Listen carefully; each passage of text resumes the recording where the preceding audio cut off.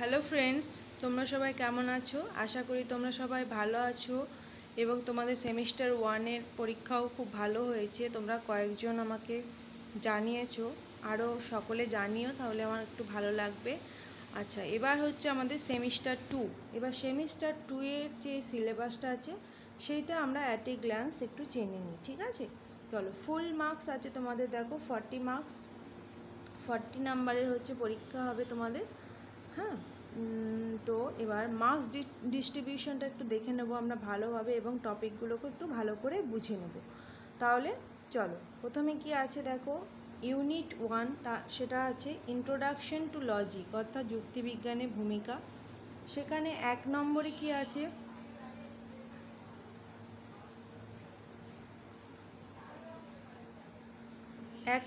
আছে দেখো, the nature of logic, অর্থাৎ যুক্তিবিজ্ঞানের প্রকৃতি। তার মধ্যে কি আছে, ডিডাকটিভ অ্যান্ড ইন্ডাকটিভ, অর্থাৎ অবরোহ ও আরোহ। সেটার জন্য আমাদের কত মার্কস থাকছে না, 3। তারপরে 2 নম্বরে আছে দেখো, টার্মস অর্থাৎ পদ, সেন্টেন্স অর্থাৎ বাক্য, প্রপোজিশন অর্থাৎ বচন, ডিস্ট্রিবিউশন অফ টার্মস অর্থাৎ পদের ব্যাপ্যতা, আর আছে ট্রুথ অ্যান্ড ভ্যালিডিটি অর্থাৎ সত্যতা ও বৈধতা। সেটার জন্য কত মার্কস পাবে তোমরা, 3। এরপর বি, 2-এর বি দেখো, আছে changing sentence into logical forms, অর্থাৎ বাক্য থেকে বচনে রূপান্তর। এটার জন্য মার্কস আছে তোমাদের 2 নম্বর। নেক্সট 3 নম্বরে আছে দেখো, অপোজিশন অফ প্রপোজিশন, অর্থাৎ বচনের বিরোধিতা। এটার জন্য মার্কস আছে 4 নম্বর। তারপরে আছে দেখো, ইমিডিয়েট ইনফারেন্স, অর্থাৎ অমাধ্যম অনুমান। সেটার মধ্যে আছে আবর্তন অর্থাৎ কনভার্সন, তারপর আছে অবভার্সন অর্থাৎ বিবর্তন, তারপর আছে কন্ট্রাপোজিশন অর্থাৎ সমবিবর্তন। এটার জন্য মার্কস থাকবে 3 নম্বর। তারপর 5 নম্বরে কি আছে, 5 নম্বরে এতে আছে নিরপেক্ষ ন্যায়, অর্থাৎ ক্যাটেগরিক্যাল সিলোজিজম। সেটার মধ্যে কি কি পড়ছে, ফিগার অ্যান্ড মোড, মূর্তি ও সংস্থান, আর ভ্যালিডিটি, বৈধতা বিচার। এটার মার্কস আছে 6 নম্বর। এটার জন্য মার্কস আছে 6 নম্বর, ঠিক আছে? এরপরে দেখি, দাঁড়াও, এরপরে হচ্ছে এই 5-এরই দেখো, এ আছে আর বি, ভ্যালিডিটি টেস্টিং অর্থাৎ বৈধতা বিচার। এবার বিয়েতে কি আছে দেখো, যৌগিক যুক্তি, কম্পাউন্ড আর্গুমেন্টস অর্থাৎ যৌগিক যুক্তি। তার মধ্যে আছে হাইপোথেটিক্যাল অ্যান্ড ডিসজাংটিভ, মানে প্রাকল্পিক ও বৈকল্পিক। এর জন্য মার্কস আছে 3 নম্বর। তাহলে হলো ইউনিট 1 কমপ্লিট হলো। এবার আছে তোমাদের ইউনিট 2। ইউনিট 2-এতে কি আছে, ইন্ট্রোডাকশন টু এথিক্স আছে। ভালো করে দেখো তোমরা, একটু তোমাদের ক্লোজে দেখানোর চেষ্টা করছি। তো ইন্ট্রোডাকশন টু এথিক্সের মধ্যে কি কি পড়তে হবে দেখে নাও। আছে ইন্ডিয়ান এথিক্স, অর্থাৎ ভারতীয় নীতিবিদ্যা।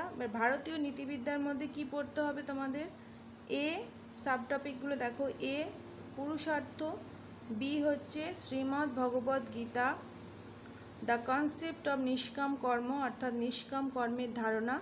এর জন্য মার্কস হচ্ছে 8। তারপরে হচ্ছে বৌদ্ধদের অষ্টাঙ্গিক মার্গের ধারণা, বুদ্ধিস্ট কনসেপ্ট অফ 8-fold মার্গ। এটা হচ্ছে সি, বৌদ্ধদের অষ্টাঙ্গিক মার্গের ধারণা। তারপর হচ্ছে ডিএতে আছে 4 ভাগ হেডোনিজম, অর্থাৎ 4 ভাগ সুখবাদ। তো এইটার জন্য তোমরা এই 1 নম্বর টপিকের মধ্যে যতগুলো আছে সেটার মার্কস হচ্ছে 8। তারপরে হচ্ছে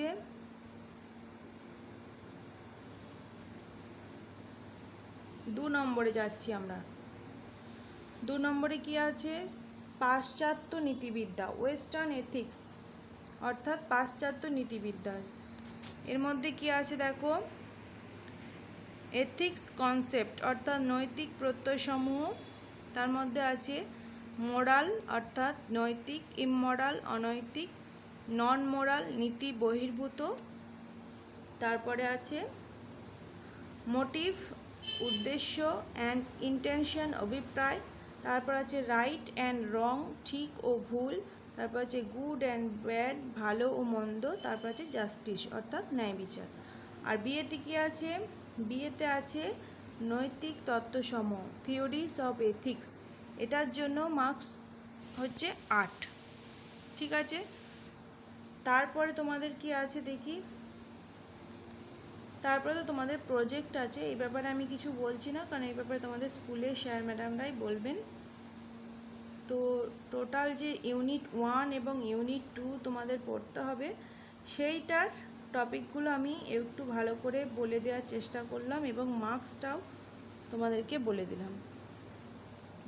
এই ভিডিওটা তোমাদের কেমন লাগলো জানিও। আর তোমরা কি ক্লাস চাইছো, থিওরি ক্লাস চাইছো, না আগে যেরকম শুধু অনুশীলনেরই ক্লাস দিতাম সেইগুলো চাইছো, একটু কমেন্টের মাধ্যমে জানিও। আর তোমরা আমাকে কমেন্ট করেছো কি বই পড়লে ভালো হয়, তো একটু তোমরা অপেক্ষা করে যাও, আমি নিশ্চয়ই জানাবো। তো চলো আজকের মতো টাটা, তোমরা সবাই ভালো থেকো, ভালো করে পড়াশোনা করো। তো আজকের মতো রাখি।